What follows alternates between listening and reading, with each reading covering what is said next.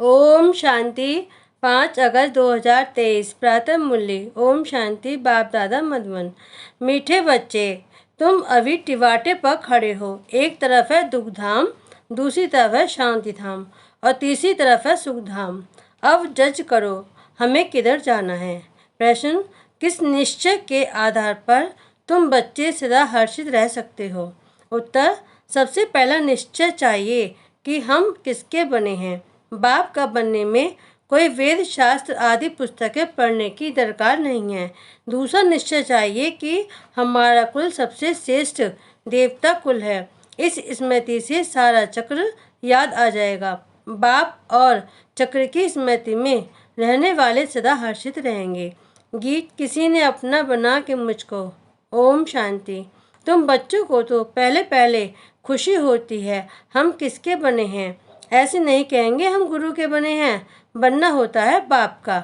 शरीर छोड़कर भी फिर बाप का बनना होता है। यहाँ भी बाप का बनना है।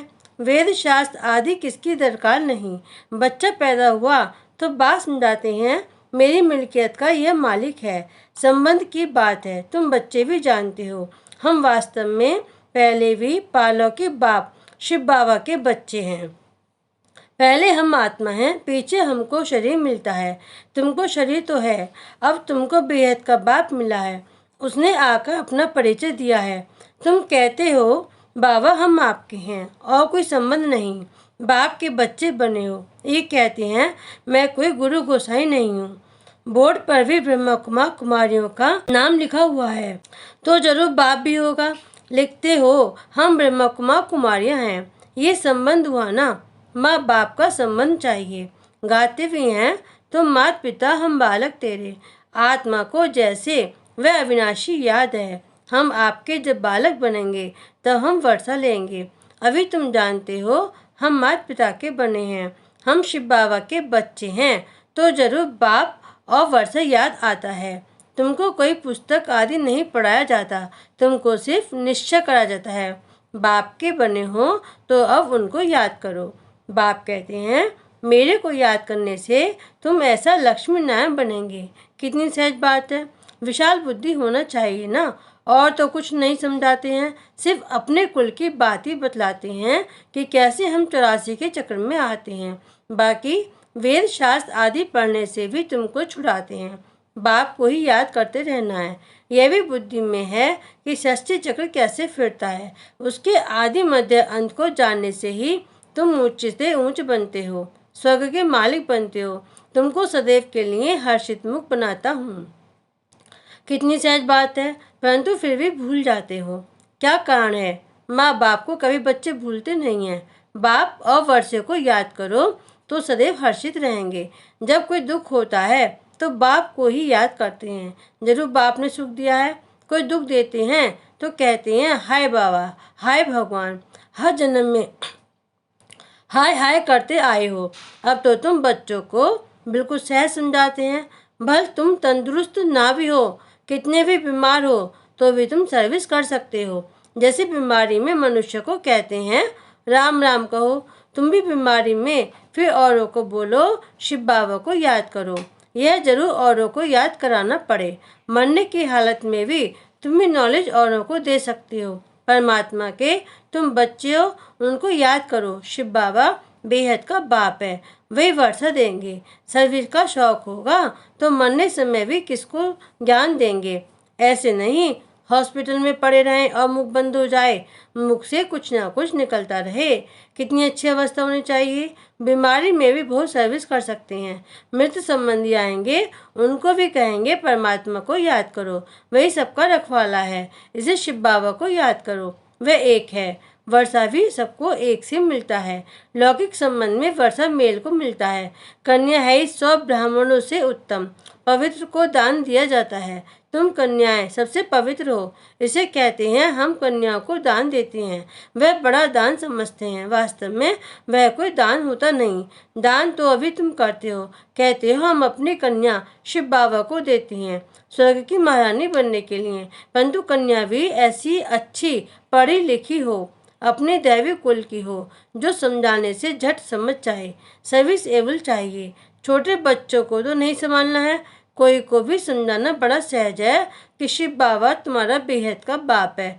चित्र सामने है, देखो ये ऐसा सतयुग का वर्षा पा रहे हैं। ये लक्ष्मी नारायण को वर्षा कहाँ से मिला, कितनी सहज बात है। इसमें बाबा बड़े चित्र भी बनवा रहे हैं। अभी नाटक पूरा होता है। हमने 84 जन्मों का पाठ बजाया, अब वापस बाबा के पास जाते हैं, फिर नई दुनिया में आएंगे। हमारा बाबा नई दुनिया का रचयिता है, उसका हमको मालिक बनाते हैं। आपको भी तरीका बतलाते हैं कि बेहद बाप से सदा सुख का वर्षा तुमको कैसे मिलेगा। एक तो समझाओ, मैं आत्मा हूँ, मैं आत्मा खाती हूँ, मैं आत्मा चलती हूँ। ये बड़ी अच्छी प्रैक्टिस चाहिए। देह अभिमान टूट जाए। देह अभिमानी को लौकिक संबंध याद आएंगे। देह अभिमानी को पालौकिक बाप याद पड़ेगा। उठते बैठते चलते ये बुद्धि भी रखना है, मैं आत्मा हूँ। बाप की मत पर चलना है। शिव बाबा मत दे रहे हैं, अपने को आत्मा समझो। मेहनत करनी है, स्वर्ग के भांति जो तो बनेंगे, परंतु थोड़े में खुश नहीं हो जाओ। बस स्वर्ग में तो आएंगे, परंतु पक्के मातेले बनो। मातेला उनको कहा जाता है जो बाप दादा को ही याद करते, दूसरा कोई याद पड़ता तो वह सौतेले हो जाते।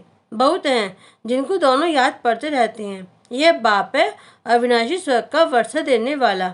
यह भी कुल है, वह भी कुल है, उनसे तो दुख ही मिलता है, बाकी अल्पकाल क्षणभंगुर सुख का वर्षा मिलता है। अब बुद्धि से जज करना है हम किस तरफ जा रहे हैं और किस तरफ जाएं, लौकिक तरफ या पारलौकिक तरफ। बुद्धि कहती है पारलौकिक बाप के बनकर हम क्यों नहीं स्वर्ग तरफ जाएं। लौकिक संबंध से जीते जी मरना है। पारलौकिक बाप का बनने से स्वर्ग का मालिक बनेंगे, यहाँ तो नरक के मालिक बनते हैं। अब आत्मा कहती है बुद्धि को कहाँ जोड़ें, अपने शांतिधाम सुखधाम में जाएं या यहाँ जाएं। वास्तव में यहाँ जाएं, ये उठना ही नहीं चाहिए। यहाँ तो जन्म जन्मांतर रहे। अब तो हम पारलौकिक बाप को कभी छोड़ेंगे नहीं। यहाँ तुम सम्मुख बैठे हो, तुम्हारा लौकिक संबंध कोई है नहीं। बुद्धि कहती है हम तो बाबा के साथ मुक्तिधाम शांतिधाम जाएं। सवेरे उठ ऐसे ऐसे विचार सागर मंथन करना चाहिए, बैठने से बड़ा मजा आएगा। अब किस तरफ जाना चाहिए, नरक तरफ क्यों जाएं? यह माया बड़ा धोखा देती है। अभी तो तुम्हारे पास एम ऑब्जेक्ट है, अभी तुम किनारे पर हो। जानते हो इस तरफ तो दुख ही दुख है, उस तरफ 21 जन्मों का सुख है। बाप कहते हैं मेरे को याद करो क्योंकि मेरे पास आना है। माया कहती है दुनिया तरफ जाओ, कहाँ जाएं? रास्ता तो मिला है, एक तरफ है स्वर्ग में जाने का रास्ता, दूसरी तरफ है नरक में जाने का रास्ता। टिवाटा होता है ना, 3 गली के बीच में टिवाटा होता है। अब हम किस तरफ जाएं? एक गली है मुक्ति की, एक गली है जीवन मुक्ति की और एक है नरक की। जैसे 3 नदियों का संगम है, 3 वाटिकाएं हैं, एक वाटिका में हम हैं। टिवाटे का मिसाल अच्छा है। अब कहाँ जाएं? नरक का तो विनाश होना है, यहाँ दुख बहुत है। अभी हम टिवाटे पर खड़े हैं, पीछे तो नहीं हटेंगे। दुख की गली से निकाल, बाबा ने टिवाटे पर खड़ा किया है। दुखधाम की गली से तो तुम जन्म जन्मांतर पास कर आए हो। अब बुद्धि कहती है मुक्ति जीवन मुक्ति तरफ जाएं। मुक्ति धाम में तो सदैव के लिए बैठना नहीं है। ऐसे नहीं हम पाठ से छूट जाएं, आए नहीं, पाठ से छूटना नहीं हो सकता। नियमानुसार आएंगे जरूर, तो फिर मच्छों सदस्य मरेंगे। इतना दुख देखा है तो फिर इतना सुख भी देखना चाहिए। ड्रामा में बाबा ने वजन ठीक रखा है। जिनका पार्ट ही थोड़ा है, आए 1-2 जन्म लिए, यह गए। अभी तुम टिवाटे पर खड़े हो, वह शांतिधाम वह सुखधाम। अगर शांतिधाम जाना चाहते हो तो शांतिधाम को याद करते रहो। मुक्ति को तो याद करना पड़े ना। पिछाड़ी वालों को मुक्तिधाम में जास्ती रहने कारण मुक्तिधाम ही जास्ती याद पड़ेगा। तुमको जीवन मुक्तिधाम याद पड़ता है। स्वर्ग में हम जल्दी जाएं, वह चाहते हैं हम मुक्ति में रहें। अच्छा बाप को याद करते रहो, इसमें भी कल्याण है। निवार धाम में रहना चाहते, सुखधाम में नहीं आना चाहते तो इससे समझ जाएंगे। इनका पाठ नहीं दिखता है। तुम तो सुखधाम जाने वाले टिवाटे पर खड़े हो, पुरुषार्थ करते हो। मनुष्य को तुम्हारा सच्चा योग पसंद आएगा। अच्छा बाप को याद करते रहो, चक्र को भी याद करने की दरकार नहीं। ये ज्ञान सब धर्म वालों के लिए है। समझते हैं ड्रामा अनुसार जिन्होंने जितना लिया है वही आकर अपना पद ले लेंगे। मुक्तिधाम जाना चाहते हैं तो बाप को याद करो। अगर चाहो हम सदैव सुखी रहें तो सतयुग में शांति भी है, सुख भी है। जो जिस तरफ का होगा उनको वह वर्षा लेना है। सर्व काम मुक्ति जीवन मुक्ति दाता तो बाप है ना। एक दो जन्म लेने होंगे तो इसमें ही सुख भी देखेंगे और दुख भी देखेंगे। जैसे मच्छर आया और गया, वह कोई अमूल्य जीवन नहीं कहेंगे। तुम तो सदैव हर्षित रहने वाले हो। तुम लाइट हाउस हो, खड़े हो, दोनों रास्ता दिखा सकते हो। चाहे मुक्तिधाम चलो, चाहे मुक्ति जीवन मुक्ति, दोनों को याद करो। इसमें शास्त्र आदि पढ़ने की कोई दरकार नहीं है। कुमारियों के लिए तो बहुत सहज है, क्योंकि सीढ़ी नहीं चढ़ी है। छोटेपन में पढ़ना अच्छा होता है, क्योंकि बुद्धि अच्छी होती है, कोई की याद नहीं रहती है। तुम सब कुमारियां हो, तुम्हें और कुछ करना नहीं है, सिर्फ पढ़ाई में लग जाओ, बस बेड़ा पार है। ये बातें बेहद का बाप समझाते हैं, जो फिर हमको स्वर्ग का मालिक बनाते हैं।